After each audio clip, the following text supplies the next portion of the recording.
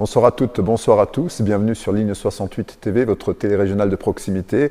Ce soir, nous accueillons quelqu'un de protéiforme, j'allais dire, qui a un parcours tellement singulier, tellement riche, qu'il faudrait d'ailleurs plusieurs émissions. Bonsoir Sandra Pinel. Bonsoir. Alors Sandra, Oui. vous avez donc un parcours effectivement très très particulier. Vous êtes chef d'entreprise à la tête d'une multinationale. Vous êtes à la fois aussi docteur en géologie, je crois. Vous êtes aussi écrivaine. On va parler de tout ça en quelques minutes. Oui. Comment tout a commencé? Ça a commencé quand j'avais 26 ans. Je me suis dit que qu'est-ce que je vais faire? Est-ce que je vais travailler pour moi ou travailler pour une société? Et en fait, je me suis dit que c'est pas possible parce qu'il y a plein de choses que je veux faire et je pourrais pas tous les faire en même temps. Donc je me suis dit, Sandra, écoute, crée ta société et après tu feras ce que tu voudras. Alors comment crée-t-on sa société? Alors moi j'ai créé ma société en Grande-Bretagne, en Angleterre. L'Angleterre m'a super bien accueillie. Donc il y a des agences qui s'occupent de ça pour que vous puissiez créer votre société et après tout est parti. Vous êtes, on pourrait vous dédier la chanson le blues du businessman, sauf que le blues vous l'avez pas heureusement, non, puisque vous voyagez à travers le monde. Oui, je voyage beaucoup, en Angleterre, en Corée, au Japon, en Australie, aux États-Unis, pas mal, ouais. Vous avez donc des racines ici en Alsace? Oui, alors je suis née en Alsace, l'Alsace c'est chez moi et ma région, c'est très important pour moi, donc c'est pour ça que j'avais aussi envie de développer ma société ici. Et voilà, donc on va commencer par Blue World et puis après plusieurs magasins. Alors Blue World, c'est quoi? Blue World, c'est une chaîne de café que j'ai créée à un concept unique, un café qui peut être ouvert 24 heures sur 24, 7 jours sur 7, avec un côté librairie, où vous pouvez venir brancher votre PC, travailler, lire un bouquin, et c'est ouvert à tous, tout le temps et à n'importe quelle heure. La Corée du Sud a été déterminante dans votre parcours. Ah ouais, la Corée, c'est quelque chose de magique pour moi. Je me suis fait mes amis, j'ai trouvé mes idées en Corée, j'ai trouvé ma passion, j'ai trouvé ce que je voulais faire. Ça a été vraiment quelque chose de vraiment déclenchant de vivre en Corée pour moi. Vos domaines sont multiples aussi, puisque vous êtes dans la mode. Vous avez un certain nombre d'entreprises qui habillent finalement tout le monde. Oui, tout à fait. J'ai créé ma marque pour enfants, donc Pinbono. J'ai créé une marque de sport au nom de ma grand-mère, parce que j'adore ma grand-mère. Donc cette marque s'appelle Dolium. C'est la marque de sport. J'ai créé une marque de cosmétiques, Oriana et Cosmétiques, avec un nom créole. Oriana, c'est créole. Et j'ai créé la marque de luxe Oriana London. C'est cette marque avec laquelle j'ai commencé. Par rapport à votre cursus, donc la géologie, vous êtes quelqu'un a priori d'abord de scientifique et finalement multiple. Comment on arrive de la science, effectivement des sciences de la Terre, à la mode? Mais en fait, je me dis que quand on est une femme, c'est pas parce qu'on aime la mode qu'on aime que ça. Moi, j'aime les sciences, j'aime la mode, j'aime le café, j'aime voyager, j'aime des tas de trucs. Alors, je trouve ça un peu bête de se donner qu'une seule étiquette, alors que l'être humain est tellement parfait au niveau cérébral qu'on peut avoir plusieurs casquettes. Pourquoi pas? Un beau parcours couronné de succès, puisque je crois qu'à 30 ans, vous étiez déjà la première Française à la tête d'une holding en Grande-Bretagne. Oui, tout à fait. Je suis la première femme moins de 30 ans, alsacienne, présidente d'une multinationale britannique. Combien de personnes travaillent pour vous actuellement? Une vingtaine. Et vous avez toujours des projets? Sud, au Japon et en Angleterre. Qu'est-ce qui vous plaît à Londres? Ce qui me plaît à Londres, c'est le flegme anglais. En Angleterre, tout va beaucoup plus vite qu'ici en France, c'est bien dommage. Mais j'aime cette vitesse, cette simplicité dans le travail et ça me convient en fait. Et les Anglais, ils sont comment en affaires? Les Anglais sont plutôt cool, même si quelque chose ne va pas leur plaire, ils vont quand même vous le dire d'une façon très charming, très simple et toujours élégant. Il y a donc un respect. Un respect total. Vous avez des sociétés en France? Je n'ai pas de société en France. J'ai un bureau en France, mais pas de société. Et là, bientôt, on va ouvrir le Blue World et puis peut-être un centre commercial. Alors, on va aussi préciser que vous avez votre propre maison d'édition. Oui, j'ai créé ma propre maison d'édition parce que quand j'ai écrit mon roman Perséphone, je ne trouvais pas d'éditeur pour publier mon roman. Donc je me suis dit, ben écoute, fais ta maison d'édition. Oui.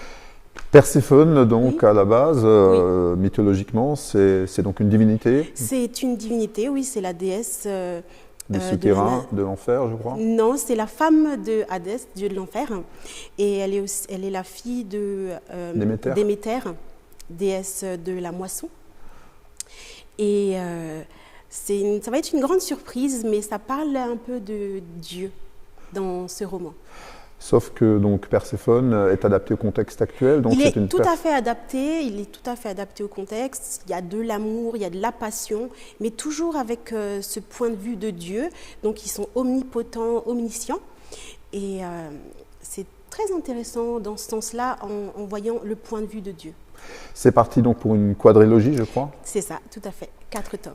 Et donc ce sont des romans aussi à dimension érotique? Oui, tout à fait. Donc en fait, j'ai créé le personnage Perséphone, mais j'ai voulu tout développer dans ce roman, non seulement la partie dramatique, mais la partie love, la partie amour, la partie conflictuelle de sa relation qu'elle va avoir avec Ethan. Donc c'est pour ça que j'ai vraiment voulu développer ça, parce qu'en tant que femme, quand on rencontre quelqu'un, beaucoup de choses peuvent se passer, beaucoup de questions existentielles, donc j'ai voulu développer ça. On vous a connu donc tout à l'heure, Sandra Pinel, chef d'entreprise, hein, oui.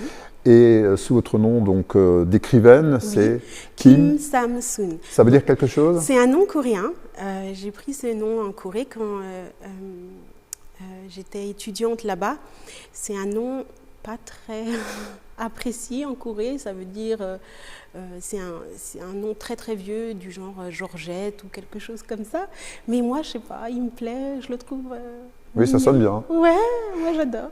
Alors vous êtes là aussi, donc, puisque vous êtes en tournée littéraire en France, oui, avec donc, la version française de Perséphone. Tout à fait. Donc, il y a, en Europe, il y a 42 dates, 4 en Suisse, 4 en Luxembourg, 4 en Belgique et au moins une vingtaine en France. Vous avez un pied-à-terre donc, dans la région mulhousienne. Tout à fait. Quels sont vos liens aujourd'hui avec l'Alsace? Vous arrivez encore à vous y reposer? Oui, j'ai de la famille, j'ai des amis très proches en Alsace, des gens qui ont toujours été là, c'est même des amis d'enfance qui me soutiennent dans ma vie professionnelle. Et l'Alsace, pour moi, c'est un endroit très important parce que c'est chez moi. C'est ici où j'ai été à l'école, c'est ici où je me suis fait mon meilleur ami, ma meilleure amie. Et voilà, je me sens chez moi ici. Qui vous a fait grandir dans votre vie? Grandir, mon grand-père et ma grand-mère.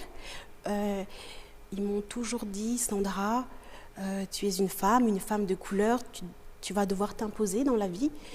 Et si tu as quelque chose, si tu as un rêve, si tu as des rêves, eh bien fonce. Aujourd'hui, votre rêve, ce serait? Mon rêve, eh ben, ce serait de voir un peu partout les centres commerciaux Pinel et Romain. Voilà. Alors, comment vous voyez votre avenir, puisque vous avez déjà beaucoup de sociétés à votre actif? J'aimerais m'imposer à l'international, aux États-Unis et en Australie, et puis en Angleterre. Ce sont des pays qui m'ont très bien accueilli avec mes sociétés, et j'espère pouvoir prochainement m'imposer à l'international. Pour revenir à Perséphone, Perséphone, c'est un personnage qui vous ressemble, dont vous vous êtes inspiré? En fait, Perséphone ne me ressemble pas du tout, et souvent ça a été difficile pour moi parce que je me suis dit « Oh non, mais je ne vais pas l'écrire de cette façon, ça ne me ressemble pas », mais en fait ce n'est pas moi. Donc c'est vrai que ça a été assez difficile de faire abstraction de mes sentiments, mon feeling pour écrire Perséphone. Vous écrivez souvent, beaucoup? J'écris beaucoup. En fait, écrire, c'est plus un hobby pour moi.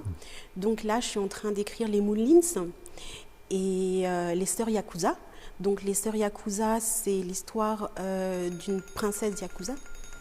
Oui, tu peux continuer.